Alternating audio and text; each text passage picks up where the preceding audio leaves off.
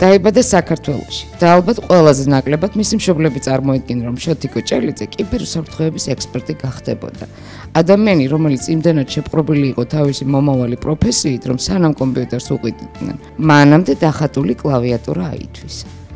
ხალხი, რომელიც ჩემთვის ასოცირდება ნახევრად ჩაბნელებულ ოთახში კეპით და სვიტერით ჩაცმული კომპიუტერთან მიჯაჭვულები, აღმოჩნდა, რომ საკმაოდ აქტიური ცხოვრებით გამოირჩევიან შეყვარებულების ცხოვრებაზე და ადამიანებზე. გენიოსები არიან, იციან კარგად მათემატიკა და ერკვევიან კარგად ტექნიკაში.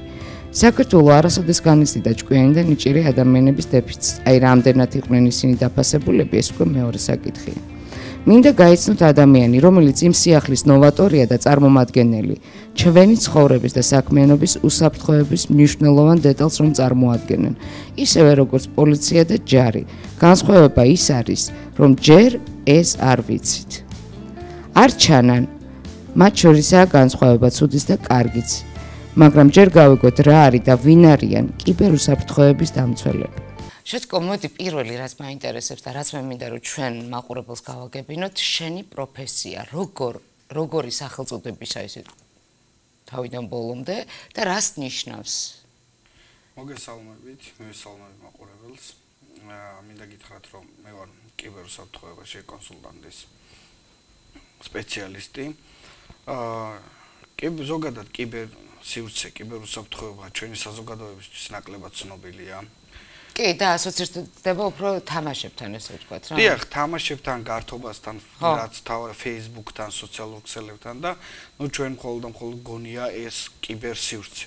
სინამდვილეში კიბერსივრცე ძალიან დიდი სფეროა, ძალიან ღრმა სფეროა, რაც ჩვენ ელემენტარული ისაც კი არ ვიცით, რომ თუნდაც როდესაც შევდივართ Facebook-ზე, როდესაც ვეძებთ საძიებო სისტემებში რაიმე ინფორმაციას, ჩვენ გავდივართ ძალიან ბევრ ეტაპს, სადაც თუნდაც ჩვენი ინფორმაცია ილექება, სადაც ჩვენი ინფორმაცია არ იშლება შემდგომში და ეს საჭირო სტრუქტურებისთვის, ხელმისაწვდომი პიროვნებებისთვის ხდება ნათელი, მაშინ როდესაც მათ დაინტერესებთ კონკრეტული პიროვნების შესახებ. ჩვენი პროფესია მოიცავს ძირითადად აი ამ ყველაფრის ანალიზს, აი ამ ყველაფრისგან მოსახლეობის მაქსიმალურად ან კონკრეტული ობიექტის თავიდან არიდების მიზნით ინფორმაციის მიწოდებას, რომ თუ ის მაინც ყოველ შემთხვევაში ამ მეთოდებს იყენებს, არის სოციალურ ქსელში, ეძებს ინტერნეტში სხვადასხვა ინფორმაციას, მოძებნოს ისე ინფორმაცია, რომ სხვა მესამე პირისთვის ის იყოს ნაკლებად მნიშვნელოვანი მის რაღაც მასზე აზრის შექმნას და დაკავშირებას. რა მაინტერესებს, აი საიდან მოვიდა ეს ყველაფერი შენ ცხოვრებაში? შენ იყავი ჯერ პატარა ბიჭი, რომელიც ალბათ თამაშობდა რაღაც გარკვეული თამაშებით, მე იყო ალბათ Sony Play-ს, მე თუ რაღაცა ჯანდაბენ, მე ვერ ვიმახსოვრებ ამ სახელებს, როგორც ჩვენი მოსახლეობის ძალიან დიდი პროცენტი. აი როგორ მიხვედი იქამდე, რომ შენ კიბერუსაფრთხოების სპეციალისტი ხარ დღეს? დიახ. რა თქმა უნდა, თავიდან როგორც ყველა ბავშვი მეც ვინტერესდებოდი კომპიუტერულ თამაშებით. დავიწყეთ ეს თამაშები, იყო ჯერ D&D, მერე შემდეგ Sega, Sony და ასე შემდეგ. მიახლოებით ბოლო 15 წლის განმავლობაში ფაქტობრივად შეიცვალა რეალური ჩვენი სამყარო. სამყარო, კი, ბუმია სოციალური ანუ ქაღალდზე მუშაობის პრინციპმა ჩაანაცვლა კომპიუტერზე მუშაობის პრინციპით. აქედან გამომდინარე მეც ნენელა მიყვებოდი დინამიკას განვითარებისას, ძალიან ვინტერესდებოდი უსაფრთხოების საკითხებით, რადგან მოხდა ისე, რომ ჩემი პირველი იყო ეგრეთ წოდებული მირკი, როდესაც ერთმანეთში ჩათი იყო, ესე ვთქვათ, დღეს რო Skype გვაქვს დღეს რო. ანუ Skype მაშინაც იყო უბრალოდ საქართველოში ცნობილი არ იყო, ძველი ვერსიები იყო, ასე რომ ამჯობინებდით მირკში ერთმანეთში მიმოწერას. აქედან დაიწყო ჩემი ინტერესი, როდესაც გამიტეხეს მირკის, ანუ გაარტყეს, ესე რომ ვთქვათ, ჩემი პაროლი, ამოიცნეს და გადავწყვიტე უსაფრთხოების კუთხით რაღაც ინფორმაცია მომეცნიერა. ან თავი დაგეცვა, ესე ვთქვათ, რა თქმა უნდა, თავი დამეცვა. მოვიძე სტატიები, მაშინ ჩემთვის ინგლისური ცოტა უცხო იყო, რადგან ძალიან პატარა ვიყავი, ვსწავლობდი რუსულ სკოლაში, ვთარგმნიდი რუსულიდან ინგლისურიდან რუსულ ენაზე სტატიებს. რაღაცებს ასთვის ევერკვეოდი, დავიწყე პროგრამირების სწავლა. ჩემით სხვადასხვა სტატიებით, სხვადასხვა მასალებით, მაშინ პროგრამირებაც არც თუ ისე განვითარებული იყო მსოფლიოში. და ნუ რაღაც პერიოდის მერე ჩამოყალიბდი თვითნასწავლ პროგრამისტად. რომელმაც გადავწყვიტე ეს ცოდნა სრულად გამომეყენებინა უსაფრთხოების საკითხებში. შესაბამისად ამ ტექნოლოგიურ განვითარებასთან ერთად ვითარდებოდა კიბერკრიმინალიც. ანუ პიროვნებები, რომლებიც თავის ცოდნას იყენებდნენ ბოროტად, ვითარდებოდნენ ეტაპობრივად ტექნოლოგიურ განვითარებასთან ერთად. მოდი, ეხლა პატარა განმარტება გავაკეთოთ, რომ კიბერკრიმინალი რა არის? ეს არის ადამიანი, რომელსაც შეუძლია შემოაღწიოს შენ კომპიუტერში, შენ პირად მონაცემებში, საბანკო ანგარიშებში, ხო? დაუშვით იგივე კომპანიის აი ეს ყველაფერი. და შენ დაიწყე იმაზე ფიქრი, რომ ამ ყველაფერსგან ყოფილიყავი არა მარტო შენ დაცული? დიახ, ანუ თავი თემა და თავი იდეა იყო ის, რომ ის სერვისი, რომელიც კომპანიები იყვნენ თუ კონკრეტულად ვინმე პიროვნება, შემეთავაზებინა სერვისი, რომ ისინი ყოფილიყვნენ მაქსიმალურად დაცული. 100% დაცვა სამწუხაროდ შეუძლებელია, უბრალოდ დაცვა იმ დონეზე, რა დონეზე ჩვენ არ დაინტერესებ იმ ეშელონებს, რა ეშელონებსაც შეუძლიათ თქვენი ინფორმაციის წაღება, თქვენი ინფორმაციის მოპოვება, ამ ეშელონებს უბრალოდ არ უნდა და არ აინტერესებთ თქვენ. ხოლო წვრილ თუ ასე თუ ისე მოქმედი ძლიერი ჰაკერებისგან თავდაცვა, რომელსაც შეუძლიათ მოიპოვონ ნებისმიერი ინფორმაცია თქვენ შესახებ ფაქტობრივად და ამის სოციალური ანალიზიც კი არსებობს. თუნდაც ჩვენ რო პოსტავთ Facebook-ზე, რომ თქვენ კარგად ხართ, თქვენ როგორ ხართ, კითხულობთ მეგობრებს.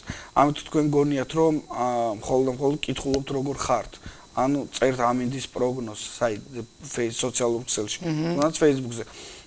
გონიათ, რომ ამით თქვენ არაფერს არ აშავებთ, რა საკეთებთ. რა თქმა უნდა, თქვენ თავზე არც ინფორმაციას დებთ პირადულს, არც არაფერი. სინამდვილეში ესე არ არსებობს. ფაქტობრივად მეცნიერების დონეზე აყვანილი სოციალური ინჟინერია, რაც მოიცავს შემდგომს, რომ აანალიზებენ თქვენ პოსტებს, აანალიზებენ თქვენს ინფორმაციას და გებულობენ უზარმაზარ რამეს, თუნდაც ერთი პოსტით როგორ ხართ. გებულობენ რომელ საათებში ხართ აქტიური, რა ხასიათზე ხართ, რა ამინდში ხართ, რა ორიენტაცია გაქვთ, რა პოლიტიკურ მხარდაჭერა, რა პოლიტიკურ სად იყრეს თავს ეს ინფორმაცია და მე არა მაქვს პრობლემა, იცით, აი ალბათ ძალიან ბევრი ადამიანისგან განსხვავებით, ყოველ შემთხვევაში ფიქრობ, რომ დასამალიც არაფერი არ მაქვს, ესე ვთქვათ. ბევრი ფიქრობს სწორედ ასე. ეს ინფორმაცია, რა თქმა უნდა, შეცდომა.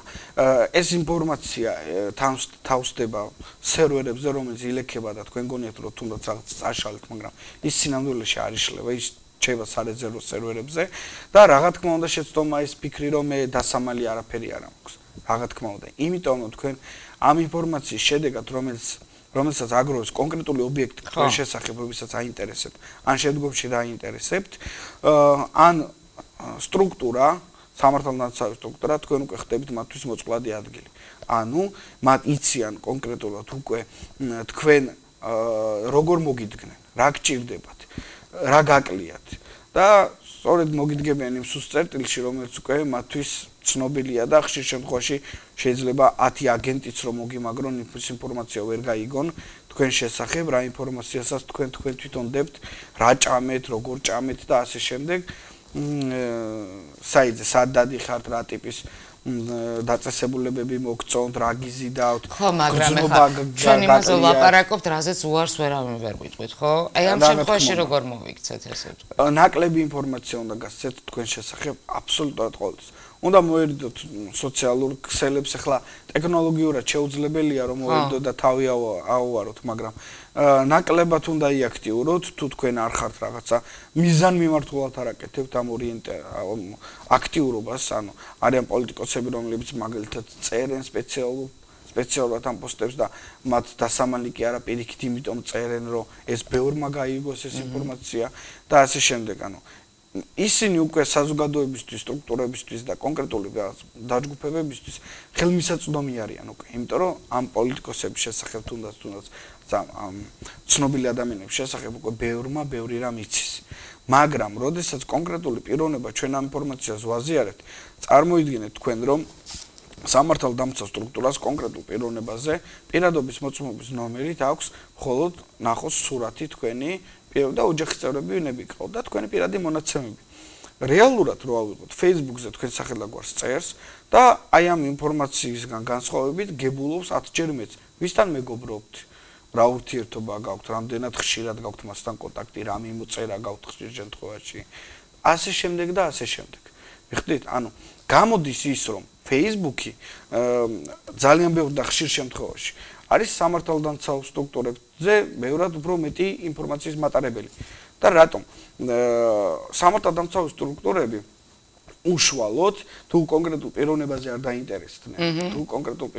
არ დაინტერესდნენ მათ საჯარო ინფორმაციიდან შეუძლიათ ძალიან მწირე ინფორმაცია კონკრეტულ მომხმარებელმა სოციალური ქსელის შეთიკო გააკეთოს ის რომ ყალბი მონაცემებით შეასოს გააკეთოს ესეთი ეგრეთ წოდებული ფეიკი სოციალური გვერდი და კონდეს ყველაფერი ტყუილი ან ძალაუნებურად შექმნას მის გარშემო მცდარი ინფორმაცია ან თუნდაც შენმა მტერმა შეგიქმნას იგივე რა თქმა უნდა ძალიან აი ამისგან როგორ შეიძლება დაცულები ვიყოთ როგორ ფიქრობ დიახ გეტყვით ზუსტად ძალიან ბევრი მსგავსი ინფორმაცია მსგავსი ტიპის ესე ვთქვათ თაღლითობები მიმდინარეობს დღესდღეობით ინტერნეტში მიუხედავად იმისა ვირუსები თუნდაც აი დღეს მაგალითად საერთოდ არ წარმოადგენს პრობლემას გაიგოს ხვისი პირადი ნომერიც კი რა თქმა უნდა აი მეც რო დამჭირდეს ახლა სიტყვაზე რეესტრის მონაცემები შედიხარ შეგიძლია ნებისმიერი ადამიანის პირადი მონაცემები აიღო დიახ გეთახმებით 100% თქვენ შეგიძლია დაარეგისტროთ ეგრეთ წოდებული fake account-ი ვიღაც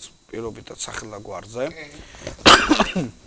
სახელაგვარზე რომელიც მეშვეობითაც თქვენ ისარგებლოთ თქვენ Facebook და თქვენ ამ დროს იქნებით ანონიმური ესე ვთქვათ ანონიმური მაგრამ როდესაც ფიქსირდება თქვენი IP მისამართი როდესაც ფიქსირდება ანუ ბოლომდე ანონიმური ვერ ხართ თუ თქვენ კონკრეტულად გახვდით მოწყვლადი ადგილი რაღაცა ხო ანუ ვიღაცას თუ დაჭირდეთ ესე რაღაც ისეთ სტრუქტურებთან რომელსაც Facebook-თან მიმოწერა აქვთ შემდგომში რაღაც შეგემთხვათ და უნდა თქვენი მასალების ამოღება ან რაღაც სხვა დანარჩენი ბოლომდე ანონიმური მაინც ვერ ხდებით რადგან ყურეთ როგორ რაღაც ხდება როდესაც თქვენ წერთ Facebook-ში რაღაცას post-ს თუნდაც ანონიმური სახელით თქვენ გონიათ რომ უბრალოდ შეხვედრით Facebook-ზე და დაწერეთ post-ი. სინამდვილეში ხდება რა? როდესაც თქვენ აპირებთ post-ის დაწერას, თქვენ გადიხართ რამდენიმე ეტაპს სხვადასხვა სფეროში. პირველი, თქვენი კომპიუტერი, თქვენი მოდემი, ინტერნეტის მოდემი. მოდემიდან ხშირ შემთხვევაში არის სხვადასხვა კიდე მოწყობილობები. მოდემიდან ინტერნეტ პროვაიდერში. ინტერნეტ პროვაიდერის სერვერები, ინტერნეტ პროვაიდერი გადასცემს Facebook-ს ინფორმაციას, Facebook-ის სერვერები და შემდგომ მოყვება ეს და გადიხართ 10-15 ეტაპს, სადაც ის ინფორმაცია თქვენ ვიზუალურად აღიქვათ Facebook-ს და ტექნიკურად შეიძლება რა ხდება თქვენ ამას ვერ ხედავთ და ვერ უყურებთ. სინამდვილეში თქვენ გადიხართ 14 ეტაპს, რომელიც შეიძლება, რომელიმე მათგანზე შეიძლება ჩასაფრებული იყოს პიროვნება, რომელმაც ეს ინფორმაცია გაიგოს. სანამ მიაღწევს თქვენ ინფორმაცია Facebook-ამდე ან რაღაც პრივატულ ჩატამდე. წამებზეა ლაპარაკი. წამის მიასედებზეა ლაპარაკი და მეტზეც ხშირად. ყველა პროგრამას სჭირდება გარკვეული ალგორითმი, გარკვეული ფორმულა, გარკვეული ციფრები. მათემატიკა ძალიან კარგად იცი ალბათ, ხო? ნუ მათემატიკა დიახ. ო, გინდა უნდა იცოდეს, ხო?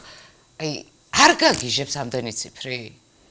აი რაღაცა წესრიგი ხო არის არ ვიცი ალბათ ჩემთვის მაგალითად ის რა ჩემთვის დაალაგებული ალგორითმია ქაოსია აი მე ვერაფერს ვერ ვხედავ ვერაფერს ვერ ვაანალიზებ აი არ შემიძლია გავაკეთო დასკვნა აი ეს როგორ არის თქვენ ტვინში დაალაგებული თქვენი ტიპის ადამიანებისთვის დიახ ზუსტად გეტყვით ანუ შედარებას მოვიყვან პირობითად წარმოიდგინეთ ქალი, რომელიც უნდა გახდეს დედა და აღმოჩინა, რომ დედა უნდა გახდეს. ხო. მისი ცხოვრება დგება თავდაყირა. ქაოსია, სულ ამ სტყვის მნიშვნელობით, ხო? მეუღლეს უნდა შეატყობინოს ეს ინფორმაცია შემდგომ. და ეტაპები მიმდინარეობს, რომელიც ორ ადამიანს შორის ცხოვრება იცვლება რადიკალურად ამ ბავშვის ჩასახვიდან 9 თვის თავამდე და შემდგომაც. და 9 თვის თავზე ღებულობთ შედეგს თქვენ დედა და ასევე მამაც ღებულობს შედეგს რომ რაღაცა ანუ მათი კავშირი გამყარდა რაღაცა ბავშვით რაღაცა ზებუნებრივით ხო აი წარმოიდგინეთ უამრავი ალგორითმის უამრავი ციფრის და ამ ალგორითმობის ერთობლიობა ქმნის რაღაც ტექსტები რა აი თქვენ ენას გასაგებად რო თქვა ალგორითმების ერთობლიობა კოდების ერთობლიობა ქმნის რაღაც ვიზუალურ შედეგს რომელიც გიყვარს, აი, ეხლა დედეს და ბავშვის ყოველთვის შეადარებ, მაგრამ ანუ ხო წარმოიდგინეთ რაც ვცახე, ანუ გადის თვეების განმავლობაში, ზოგჯერ წლების განმავლობაში ჩვენ რაღაცას ქმნი და საბოლოო ჯამში უყურებ ამის რეზულტატს, ამის შედეგს, რომელიც რა ვიცი, არ ამგონი ხა ბავშვზე ნაკლებად გიყვარდეს, იმიტომ რომ უზარმაზარი ნერვები, უზარმაზარი დრო და რაც მთავარია საქმე, რომელიც გსიამოვნებდა აკეთე აი ამ პერიოდის განმავლობაში და მიიღე რეზულტატი, რომელმაც უნდა მოიტანოს შედეგი და უკუგება ხშირ შემთხვევაში. გასაოცარი შედარება გააკეთეთ ასე რომ თითქმის გავიგეს ერთად. ანუ მისახვედრილი იცი რა მაინტერესებს, როდესაც შენმა მშობლებმა აღმოაჩინეს. შენი მშობლები რას წარმოადგენენ? ბიზნესით არიან დაკავებულები. ბიზნესით არიან დაკავებულები. აღმოაჩინეს რომ შენ აი ესეთი ინფორმაციის მფლობელი, მატარებელი და გამტარებელიც ხარ.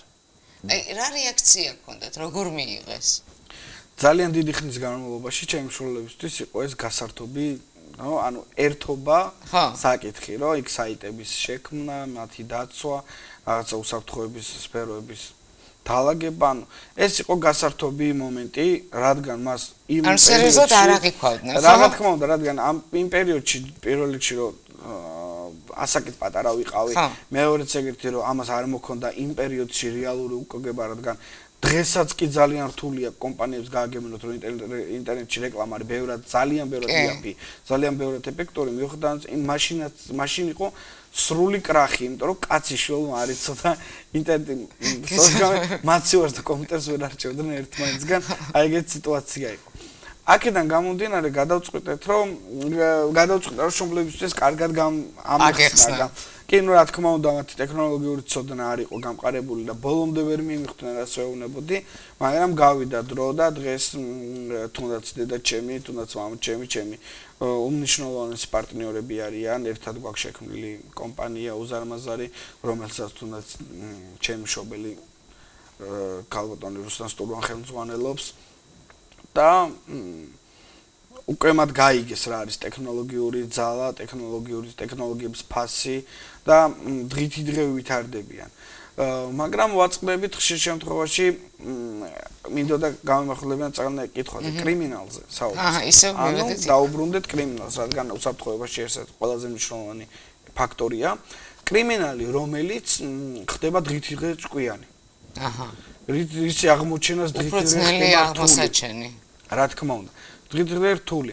წარმოიდგინეთ თქვენ რომ კომპანიას არ ესმის რატო ჭირდება უსაფრთხოება. იმიტომ რომ ამ უსაფრთხოებით ვერ ხედავს ის ფიზიკურ შედეგს, რადგან მას ფული არ მოაქვს და ფიქრობს რომ უნდა ჩადოს უბრალოდ ფული, რომ გაამყაროს რაღაცა საკეტი დააყენოს, რომელიც არ ჭირდება, იმიტომ რომ ისედაც კეტავს ოფისს და უფრო ნავაროჩენი ესე რომ ვთქვათ, საკეტი არ ჭირდება. მაგრამ ხშირ შემთხვევაში ანუ პრობლემას ვაწყდებთ რას რომ ამ საკეტის გაღება რომელიც მას უყენია დღესდღეობით კარიბჭე ეს ძალიან მარტივი და იმ საკეტს რომელსაც ჩვენ თავაზობთ იმას ჭირდება ძალიან დიდი ისეთი პროფესიონალები რომლებიც თქვენი ოფისით არ დაინტერესდებიან თუ ეს შეუძლიათ პირობითად ვიძახი და იუმორით ვიძახი ამას დაინტერესდებიან დაუშვათ ბანკის ტექნიკურ გაძარცვას და არა თქვენი ოფისით ვისაც ამის გაღება შეუძლია აქედან გამომდინარე კომპანიები ხშირ შემთხვევაში ძალიან ბევრი უკვე მიდის ფატალურ შედეგამდე, გაკოტრებამდეც კი, ანუ ზარმაზარი თანხის რესურსის დაკარგვამდე და ხდება ორი ვარიანტი.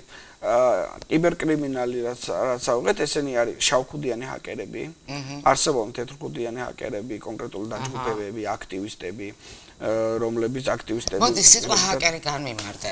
დიახ, მოკლედ ჰაკერი, ესე რომ ვთქვათ, ჰაკერი ასოცირდება რაღაცა მავნებელ ადამიანთან. ეს ნამდვილად შესაძლოა. ადამიანთან, რომელიც რაღაც ქუდი, ძის სიგნალებში რაღაც ერთი კომპიუტერი აქვს და აი ბეჭდავს რაღაცეებს და არ ჩერდება. ესენი არიან უზარმაზარი ინტელექტუალის მქონე ადამიანები, უზარმაზარი მცოდნის მქონე ადამიანები, რომელსაც გააჩნიათ სხვადასხვა კუთხით მიმართული ცოდნა. ზოგი არის ტექნიკური ადმინისტრატორი, ზოგი არის IT ადმინისტრატორი, პროგრამისტი და ამ პროგრამირებაში სხვადასხვა ენებია საჭირო და ანუ მრავალი განხრა არსებობს. ძირითადად არსებობენ თეთრი და შავქუდიანი ჰაკერები და მათ შორის განსხვავება. შავქუდიანი მოდი კიდევ მარტივად მაგალითს რომ მაყურებლის ცოტა გასაგები გახდეს ჩვენი საუბარი. თეთრკუდიანი ჰაკერი მაგალითად პირობითად მიდის კომპანიასთან და ეუბნება. თეთრკუდიანი ჰაკერი კარგია, ესე რომ კარგი ვიღაცაა. ანუ მიდის კომპანიასთან და კარგი, плохой полицейский, хороший полицейский. დაახლოებით კომპანიასთან პირობითად და ან კონკრეტულ პიროვნებას ან კომპანიასთან ძირითადად და კომპანიას თავაზობს რომ მე ძალიან მაგარი ვარ. აი სასაული ვარ ამი და თქვენ კომპანია შევამოწმებ მე 80% შემთხვევაში წინასწარ აქვს უკვე შემოწმებული. უკვე იციან რა ზემოდია, ხო? პრობლემები აქვს ამ კომპანიას. შევამოწმებ თქვენ კომპანიას, თქვენ გაქვთ აი ძალიან ბევრი მოწყვლადი ადგილი გექნებათ, რომელიც ხვალ შეიძლება ფატალურ შედეგამდე მიიყვანოთ და უზარმაზარი დაგაკარგინოთ. შეგიმოწმებ, შეგასწორებინებ ან პროგრამისტებს გადავცემ ამ ინფორმაციას ყველაფერს და მოკლედ შენ დაზღვეული იქნები ამისგან. ხდება ამის პენტესტინგი, მზადდება უზარმაზარი დოკუმენტი. ძალიან დიდი დოკუმენტი და ხშირ შემთხვევაში წიგნის ხელაც კი. თუ რა მოწყვლადი ადგილები, რა პრობლემები აქვს კონკრეტულ ობიექტს, კონკრეტულ საიტს, ან კონკრეტულ პროგრამას. ან მათ IT განყოფილებას, ან ხო, მათ ინტერნეტს და ასე შემდეგ. ამ პენტესტინგის შემდგომ ამ დოკუმენტაციას გადასცემენ პროგრამისტებს, რომელიც პროგრამისტები ცდილობენ ამ შესაბამის გაკეთებას. იმიტომ რომ რაღაცა კონკრეტული კიბერსივრცეს შექმნა რაღაცა საიტი, პროგრამა რაღაცა მოითხოვს აი წარმოიდგინეთ რამდენიმე მილიონ სიტყვის დაწერასაც კი სადაც ერთი მძიმე რო შეგეშალოთ ის უკვე ჰაკერისთვის მოწყვლადი ადგილია წარმოიდგინეთ ერთი მძიმეც კი რო შეგეშალოთ ამიტომ ეს პროგრამისტის დანაშაული არ არის პროგრამისტის შემდგომ უნდა შედგეს ყველა პროექტზე პენტესტინგი რასაც უკვე აკეთებს ეთიკური ჰაკერი ანუ თეთრკუდიანი ჰაკერი დიახ რაც შეეხება შავკუდიან ჰაკერს ეს არის პიროვნება რომელიც ტეხავს და პირობითად ინტერნეტ მაღაზიას სადაც მონაცემთა ბაზაში არის მომხმარებლის პლასტიკური ბარათები და უზარმაზარი სხვადასხვა ინფორმაცია პირადი ინფორმაცია მისი მომხმარებლების და ეუბნება რომ კომპანიას შენ თუ არ გინდა რომ ეს გაგივრცელო რომ მე შენს გაგიტეხე პირველ რიგში სახელია მეორე რიგში შენი ბარათების ინფორმაცია მაქვს მე და ბოლო-ბოლო გავყიდი ამ ბარათების ინფორმაცია შენ მომხმარებლებისას და ასე რომ შენ მე გადამიხადე ფული ან მიდის შანტაჟზე რაც უკვე სამართლებრივად არ არის უთანხმოებაში მოდის კანონთან უკვე შანტაჟი არის და იძულებულია 90% ეს ქმედება სამართალდამცავებამდე არ მიდის იმიტომ რომ იმ ინტერნეტ მაღაზიას იმ კონკრეტულ კომპანიას არ უნდა თავის მომხმარებლების დაკარგვა რომ მოხდა მსგავსი რამ ფაქტორი არ დაეკარგოს დიახ თუნდაც ამას წინათ აქტივისტებმა დაჯგუფება ანონიმუსმა რომელიც ითვლება ყველაზე ძლიერ საქართველოში არა სოფლიოში აქტივისტებმა გატეხეს რამდენი სონის კომპანია რომელიც შედეგადაც მოიპოვეს რამდენიმე მილიონი აქ საუბარია 38-40 მილიონ მომხმარებლის პირად მონაცემებზე რომლებიც უფასოდ გამოაქვეყნეს ინტერნეტში ეს მომხმარებლების ბაზა და ამით სონის მიაყენეს უზარმაზარი დარტყმა რადგან თვლიდნენ ეს არის კომპანია რომელგან აქტივისტები არიან ისინი იბრძვიან თავისუფალი სიტყვისთვის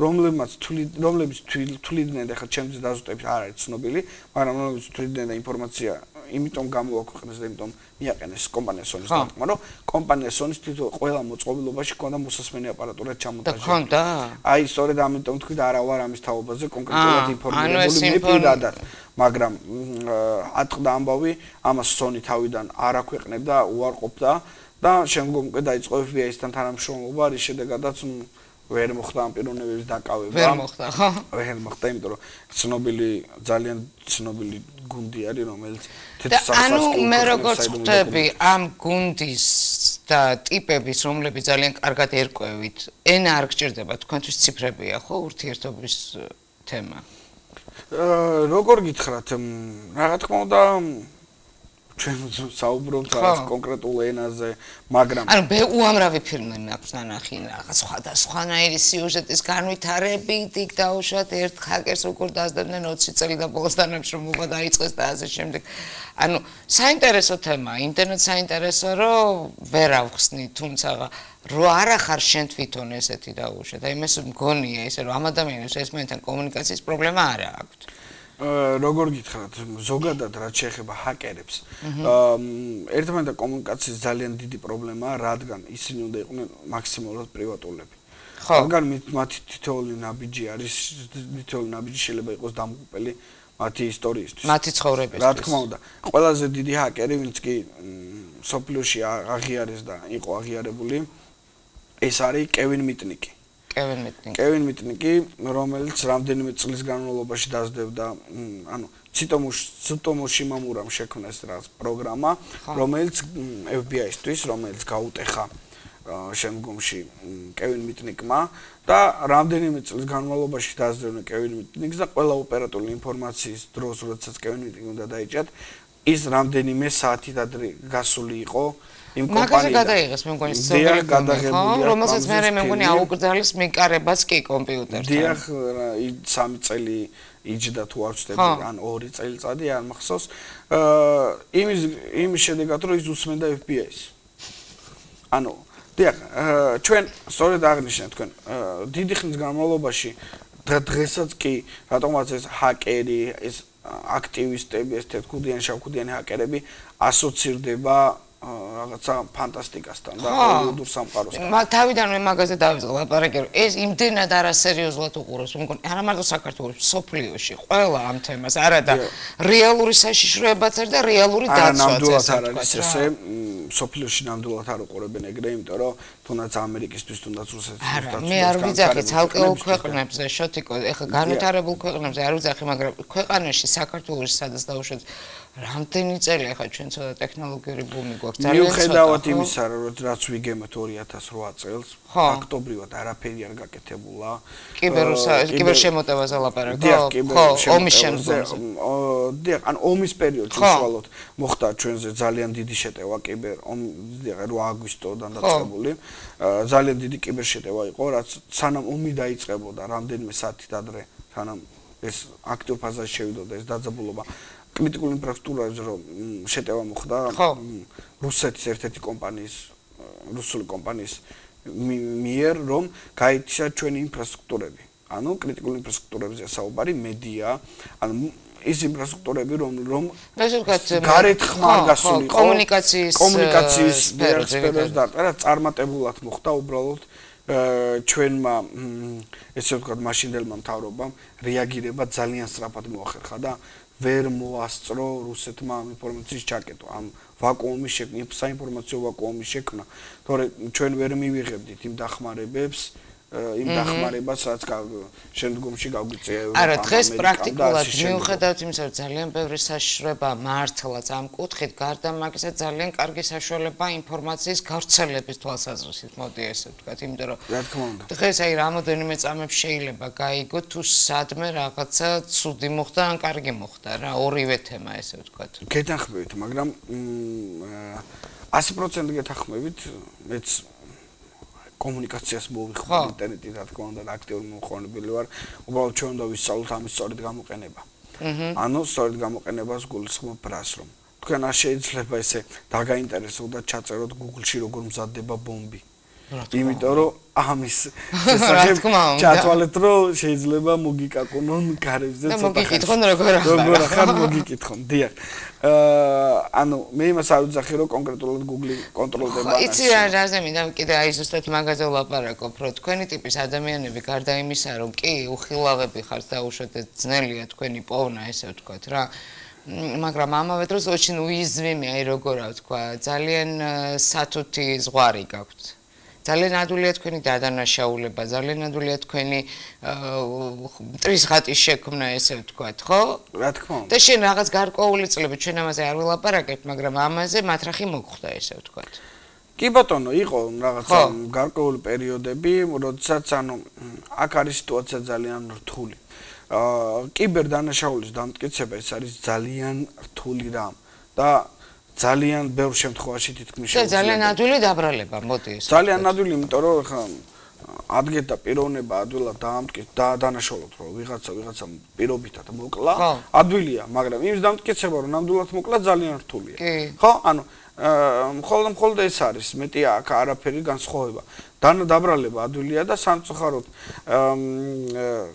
აღარ ვილაპარაკ, არ მინდა რომ პოლიტიკური ხო, შენ ასაკში საკმაოდ რთული დღეების გავლა მოგიწია. კი ბატონო, არ მინდა რომ პოლიტიკური განხრა მივცე ამას, მაგრამ საქართველოში ძალიან დაკნინებული იყო ამ კუთხით გამოძიება, რადგან ფაქტობრივად არ არსებობდა სპეციალისტი, რომელიც ამას გამოიძიებდა და აი თუნდაც ადვოკატი, ანუ ჩვენს რეალობაში ხდებოდა რა, რომ ის კი არ გიმტკიცებდა თქვენ რომ დამნაშავე ხართ, თქვენ ამტკიცებდით რომ უდანაშაული ხართ. ეს არ უნდა ხდებოდეს არც ერთ რეალურად სასამართლოში.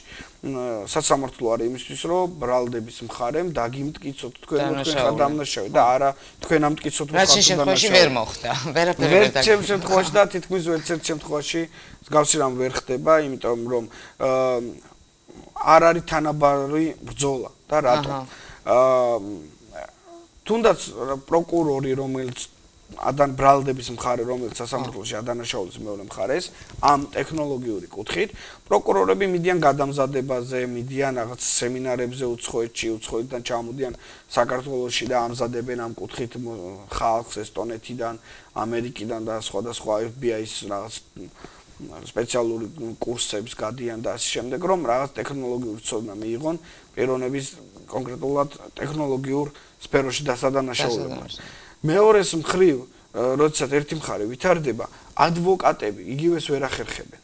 ანუ ადვოკატებს სჭირდება თავისი ფინანსური რესურსი. კანონმდებლობაში თუ გვაქვს ამ მხრივ გამართული თემა, შენ გქონდა შეხება და იმიტომ გეკითხები, თორე ნამდვილად არ არის შენი კითხვა. ამის თაობაც, ანუ ადვოკატები მსგავსად ვერ ვითარდებიან, რადგან თუ განვითარება უნდა თავის ფინანსები უნდა ჩადონ და პროკურორს აფინანსებს სახელმწიფო, ვერ ვითარდებიან და უკვე არათანაბარი ბრძოლა გამოდის სასამართლო დარბაზში ამ ორს შორის, რადგან ერთსაა განათლება, მეორეს არა კონკრეტულ საკითხზე განათლება და ანუ ხშირ შემთხვევაში პროკურატურა თუ ბრალდების მხარე იყენებს ტექნოლოგიურ ტერმინოლოგიის ცოდნას იმის გამო რომ შენ როგორც ბრალდებულა შეგიძლია ძალიან ბევრი იცინო იმ საუბრებზე რა საუბრებიც მიდის მაგ დროს ხო? რა თქმა უნდა ძალიან ბევრი შეგიძლია იცინო, მაგრამ ნუ მოსამართლეს არ წმუნებს პროკურორი რომ ეს არის დამნაშავე ამ ტექნოლოგიურ ცოდნა გამომდინარე ეს იყო არის და მოხდება იქამდე სანამ თანაბრად არ განვითარდებიან. აი შენი გადასახედიდან საქართველოს განვითარების რა ეტაპზე შენი სფეროს მხრივ ტექნოლოგიური სფეროს. ბოლო წლების განმავლობაში, ანუ კიდევ ერთხელ ვიძახებ, ეს პოლიტიკურ თემას არ გულისხმობ. ეს არის უბრალოდ ბოლო წლების განმავლობაში ის, რომ აუცილებელი გახდა ამის განვითარება და თვით განვითარებას მიყვებით. ძალიან ბევრი გაკეთდა, შეიქმნა კიბერუსაფრთხოების ბიურო საქართველოში, შეიქმნა კიბერპოლიცია, შეიქმნა კანონმდებლობა ამის შესახებ, რომ დაუშვათ შეღწევა უკვე დანაშაული გახდა კრიმინალურად და ასე შემდეგ. აქამდე იყო მუხლები, რომელიცაც თქვენ რაღაცას დააშავებდით, კიბერდანაშაულს ვერ გიყენებდნენ მუხლად, იმიტომ რომ არ არსებობდა, იყო თაღლითობა, რაღაცა მსგავს ამ ქურდობა. ეხლა უკვე შეიქმნა კონკრეტული მუხლი. ეხლა უკვე შეიქმნა კონკრეტული მუხლი 184 თუ არ ვცდები, თუ სწორედ მახსოვს მუხლებია. და ძალიან ბევრი გაკეთდა იმისთვის, რომ წინსვლა და იმპულსი ძალიან დიდია. ჩარჩოებში ჯდება უკვე, რომ ამას მოყვეს თავისი თუნდაც განათლება. სტატისტიკურად ეს ყოველივე რო ავიღოთ, სტატისტიკურად მიდის ძალიან მაღლა, იმიტომ რომ არაფრიდან ეხლა უკვე მაღლა ვართ. მიხვდით? აი შემდგომ როგორ განვითარდებით, ეგ არის მნიშვნელოვანი, თორე სტატისტიკურად ძალიან მაღლა ვართ ეხლა, იმიტომ რომ არაფრიდან თუნდაც ერთი აგური უნდა დაგვედო უკვე 100%-იანი განვითარება გამოვიდოთ, ხო? განვითარდით რაღაც დონეზე და შემდგომ როგორ განვითარდებით, მაგაშია საქმე, იმიტომ რომ ამას ძალიან დიდი ტექნოლოგიური ცოდნა ჭირდება. გამოძიება თუნდაც კიბერპოლიცია, რომელიც ადანაშაულებს რაღაცა დანაშაულში პიროვნებას, ის კარგად უნდა იყოს მისთვის ეს მეთოდები ცნობილი. ანუ თვითონ უნდა იყოს ყოფილი ჰაკერი? თუ როგორ ვთქვა? ყოფილი ჰაკერი არა, ჩვენთან ეგეთი რაღაც საქართველოში არ ხდება, ყოფილი ჰაკერებს ვერ ხდება, იმიტომ რომ აუცილებელია არ იყო კრიმინალი და აუცილებელია ქონდეს მინიმუმ GPS დიპლომი. დიპლომის გარეშე თქვენ არაფერი არ გამოგივათ და არც ანუ კი, ანუ კონსულტაციების შედეგად შეიძლება ჩვენი სამყარო კი არა, ჩვენი ქვეყანა კი არა, FBI თანამშრომლობს რამის ისეთ პიროვნებებთან, სადაც შეუძლიათ მათ აუხსნან, განუმარტონ. ეს ყველაფერი, როდესაც არ იციან და ეხმარონ თუნდაც, რა თქმა უნდა. ანუ თუნდაც კევინ მიტნიკი რო აღწერეთ წეგან, კევინ მიტნიკი დღეს უსაფრთხოების სფეროში ერთ-ერთი წამყვანი სპეციალისტია. რა თქმა უნდა, უსაფრთხოების სფეროში, რომელიც ეხმარება ასევე FBI-ს, გახდა ეთიკური ჰაკერი პიროვნება. ეთიკური ჰაკერი ეს კიდე ახალი ის არის ტერმინი, რას ნიშნავს? CH ესე ვთქვა, ანუ სერტიფიცირებული ეთიკური ჰაკერი. ანუ რას ნიშნავს? ანუ ჰაკერი, გარდა იმისა, რაც ჩვენ ვილაპარაკეთ, თეთრი და შავი ჰაკერი, არის სერტიფიცირებული ჰაკერი? ფაქტიურად თეთრი ჰაკერი არის სერტიფიცირებული ჰაკერი და რას ნიშნავს, რომ მას აქვს სერტიფიკატი იმისა, რომ ის არის ჰაკერი, ოღონდ კარგი ჰაკერი. ხო. ანუ და ამის სერტიფიკატი ეს არის როგორც ანონით აღიარებული ჰაკერი. რა თქმა უნდა. სადა სერტიფიკატი? რა თქმა უნდა. ეს არის ანუ ჰაკერობა არის პროფესია ესე რომ თქვა, ანუ ლამაზად რომ თქვა. ეს არის პროფესია. ხო. როგორც ანუ ცუდი ჰაკერისთვის, ასევე კარგი ჰაკერისთვის. უბრალოდ ამ ტექნოლოგიურ ცოდნას ცუდი ჰაკერი იყენებს ცუდად და თეთრი ჰაკერი იყენებს როგორც ნებისმიერ ცოდნა შეიძლება გამოიყენოს. აბსოლუტურად კანონთან მიმართებაზეა საუბარი, თორე ცუდი და კარგი რა არის ადამიანურად ხშირ შემთხვევაში ადამიანის ფაქტორზე ეს უკვე დამოკიდებულია სხვა თემებზე. იცი რა მაინტერესებს შოთიკო? აი შენი სამეგობრო წრე, ურთიერთობები, აი როგორ ლაგდება ამის პარალელურად, იმიტომ რომ შენ აშკარად შენ ასაკს უშწრებ წინ, ხო ესეა? შენი ასაკის ბევრი უბრალოდ ალბათ იმის ნახევარცოდნაზეც არ არის ლაპარაკი, შეიძლება 1%-საც ვარ. აი როგორ ხდება ეს თანაბარდება, როგორ ხდება რა ასაკის მეგობრები გყავს ძირითადად შენ გარემოცვაში? ძირითადად მეგობრები მყავს, უფროსი თაობა, მაგრამ რა თქმა უნდა, ჩემ ტოლებთანაც ძალიან დიდი სიამოვნებით ვერთობი, მეც დავდივარ და ღამის კლუბებში, მეც ვცხოვრობ აქტიური ცხოვრებით, ვცდილობ რომ ვიყო რაღაცა აქტიური ანუ არისო, ხო ეს სიმნელეში ჩამჯდარი კეპკიანი ბიჭი. სიმნელეში ჩამჯდარი კეპკიანი ტიპები არ არსებობენ. არ არსებობენ. არ არსებობენ.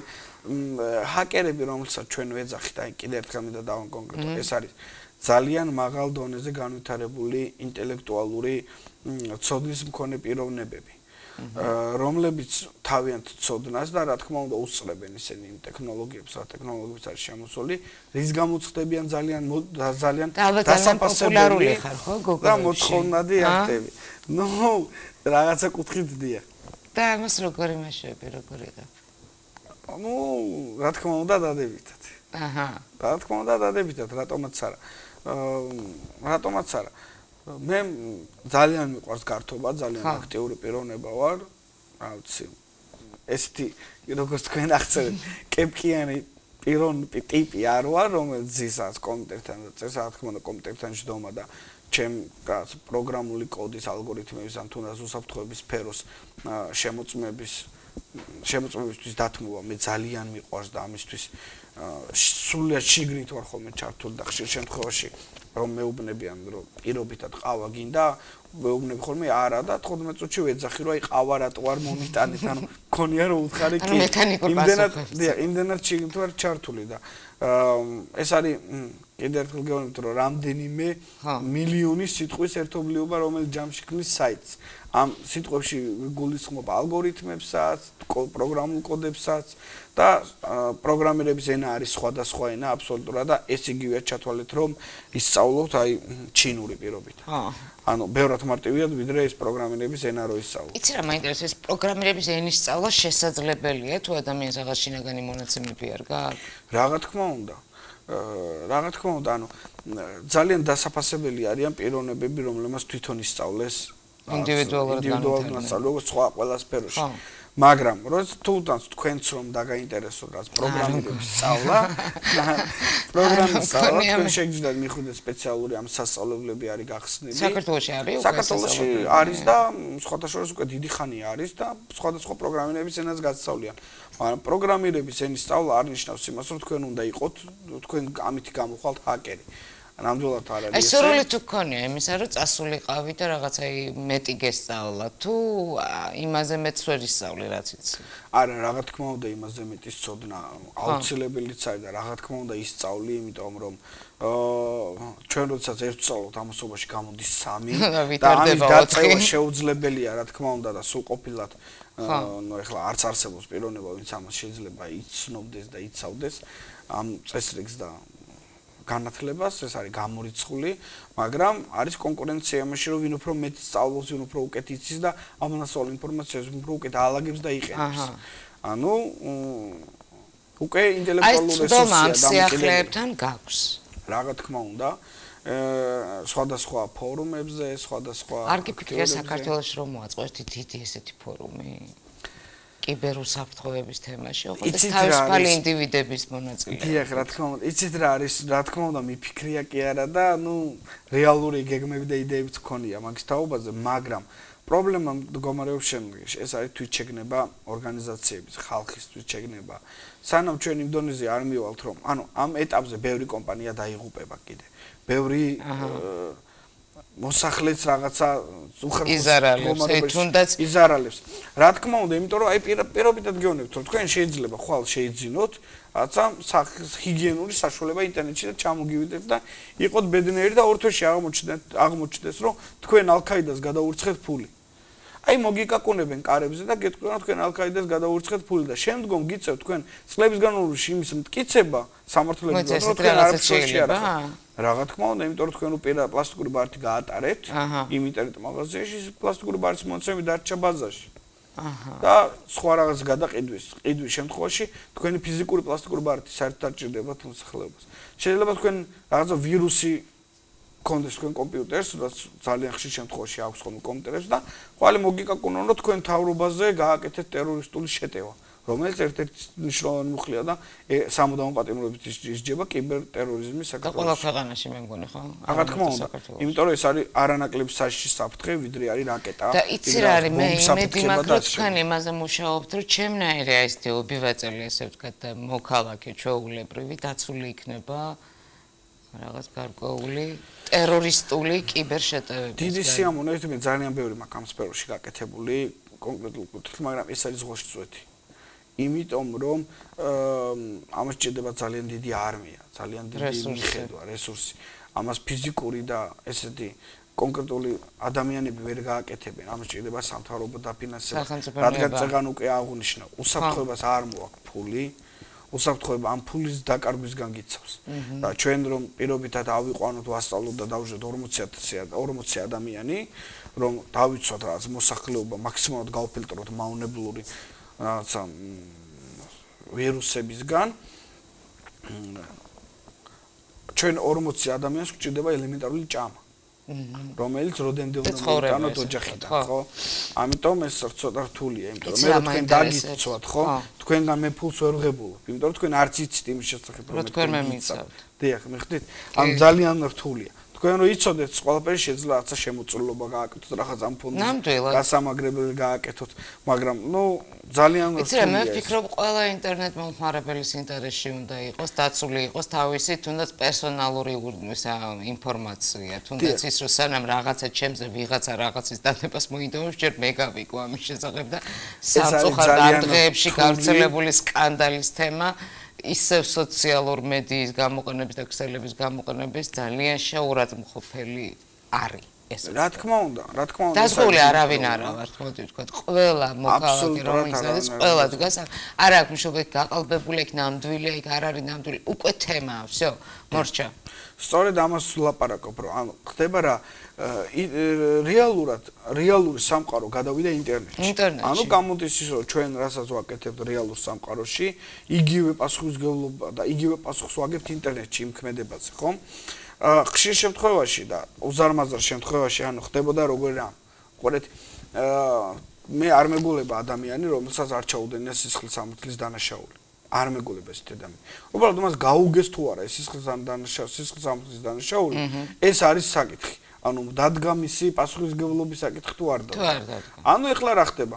აქ რომ ასე ვთქვათ ლაივში, ანუ ფიზიკურ სამყაროში, როდესაც ადამიანები ერთმანეთში რაღაცას ან თაღლითობდნენ და ჩადიოდნენ რაღაცა დანაშაულს, ეს მესამე მეოთხე პირისთვის ხდებოდა უჩინარი.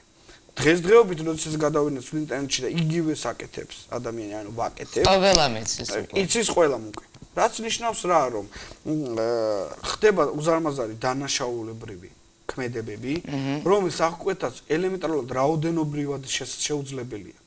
ანუ იმ რაოდენობითაც შეუძლებელია. აი პირობითად მაგალითად აქ საქართველოში აკრძალულია პორნოგრაფია და პორნოგრაფიული მასალის ან გამოქვეყნება ან რაღაც. საქართველოში ინტერნეტში მოქმედი მიახლოებით 10-15% Facebook-ზე დებს ამ პორნოგრაფიულ მასალებს. აი თუნდაც შეიძლება ხვალ თქვენ დაიწყოთ თქვენ მეგობრების პოსტებზე კომენტარები პორნოგრაფიული სურათები დადოთ. მაგრამ გამოდის რა რომ დანაშაულს ნამდვილად თქვენ ჩადიხართ, იმიტომ რომ დადეთ ეს სურათი.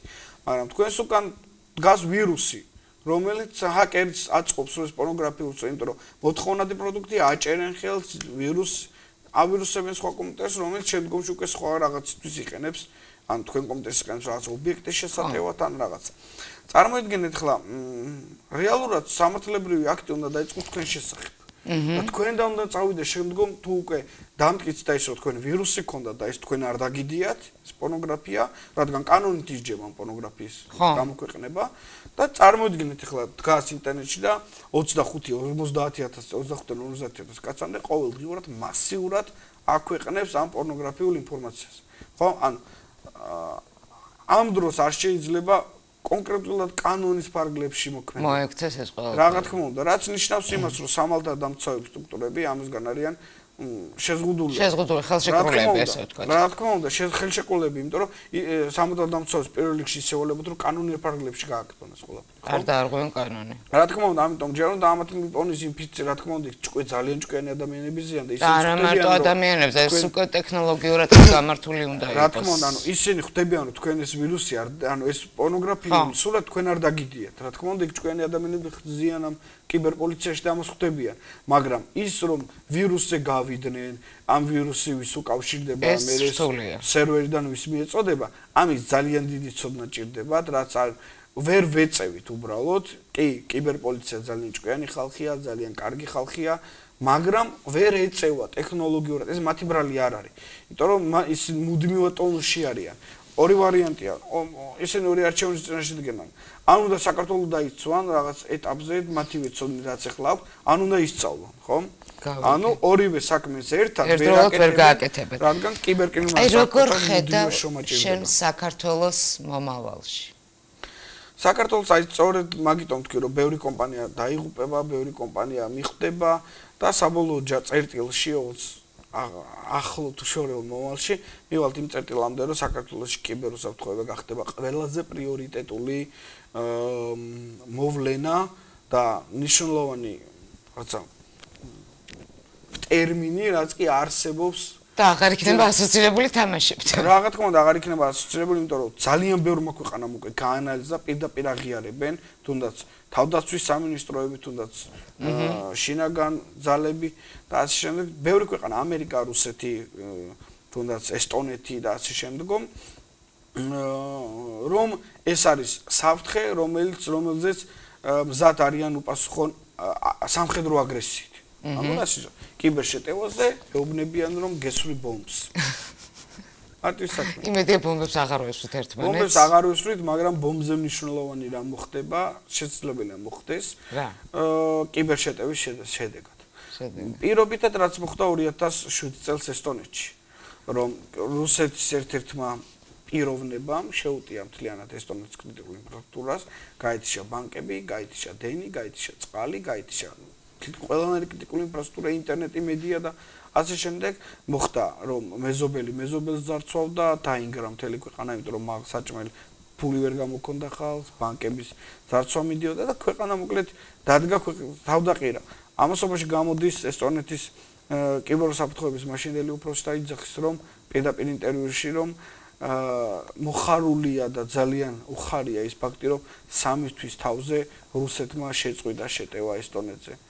ანუ გამოდიოდა რომ არ შეეწყვეტა შეტევა, მივიდოდა ქვეყანა უკვე ფატალურ მდგომარეობამდე, როდესაც უკვე თითქმის იყო მედია დაგვიფარავს. ხო, ეს არის რეალური საფრთხე, მე მინდა რომ ყველამ გაიგოს, ეს არ არის ჰოლივუდური ფილმებთან დაკავშირებული საფრთხე, ეს არის ჰოლივუდური ფილმებიდან ჩათვალეთ, რაც ფილმში გაქვთ ნანახი, თქვენ ის ყველაფერი არის აბსოლუტურად რეალური, უკვე რეალურ სამყაროში გადმოინაცვლა და ჩვენ გამოგვდის ეს საუბარი, რომ როგორც არის ლეონარდო და ვინჩის კონდა ფილმების ჩანახატი და ეხლა უკვე გვაქვს ფილმები. ჩვენ გამოგვდის ეს საუბარი, რომ და ბოლოსკენ მივდივართ უკვე ამით, რომ შენი პროფესია უნდა დაფასდეს როგორც საჭიროა, თქვენი ტიპის ადამიანები კიდე უნდა იყოთ პრიორიტეტულები, რადგან ეს რეალურად არის ის, რაც რეალურად შეიძლება მოხდეს.